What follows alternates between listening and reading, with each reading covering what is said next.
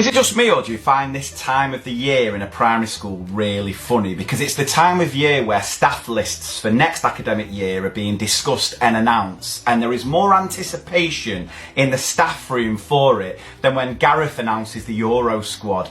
It's hilarious, I love it, and don't get me wrong, some schools don't care and they announce the staff list for next academic year way back in, say, October. There are other schools that just never change anything. But I know there are some schools that just love to turn it into a proper sort of TV drama. And I'm here for that. Because straight away, you've definitely had a conversation with your teacher BFF that goes along the lines of Joey and Rachel in Friends. Do you know something? Do you know something? I might know something. I might know something too.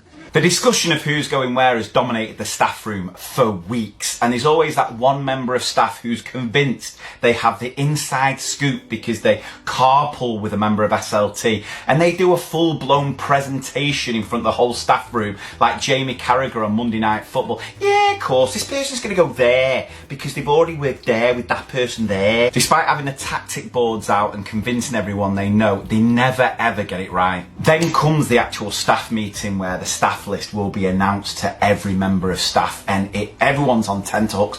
It honestly should be presented, that staff meeting, by Dermot O'Leary along the X Factor style vibes. I know for a fact there are some head teachers that just like to up the drama and so sort of cut to a commercial break in a staff meeting before they announce who's going where. Or they take the any other business from the usual end of staff meeting and put it at the beginning to prolong the drama even more. It really is like having your own eviction night on Big Brother or recoupling night on Love Island. Everyone's sitting on the edge of the seat waiting to hear what's going to happen. A whole range of emotions are seen.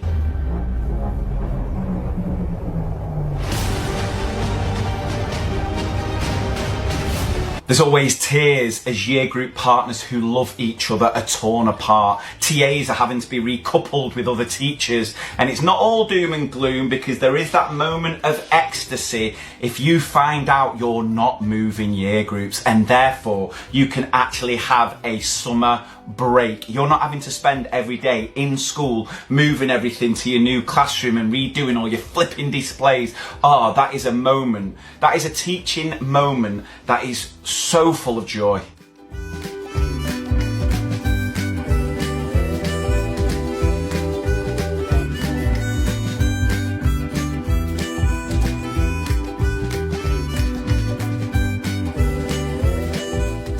I mean, I just love the teachers who refuse to move classrooms, refuse to leave, and do that speech like the Wolf of Wall Street.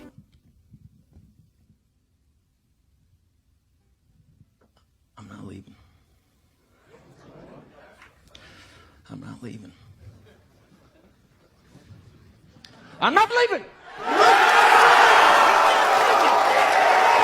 Then there's always a shock. There's always a big shock. It may well be a member of staff that you didn't have any idea was looking at another job is moving on, and they've kept it so quiet it comes as everyone's just up in arms.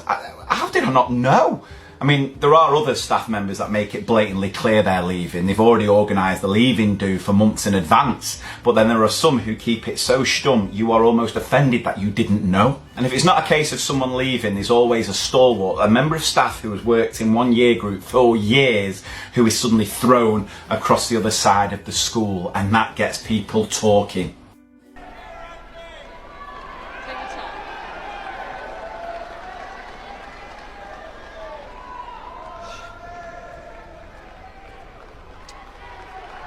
Right, I'm gonna try this and it's not gonna be easy.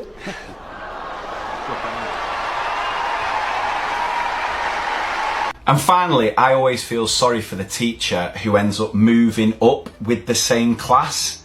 I mean, it's always put across like it's a compliment. You know, this class has settled so well with you. We just feel you can continue to build and grow with them. No, it's the fact that this is the one teacher who's not quit in the past 5 years with the class.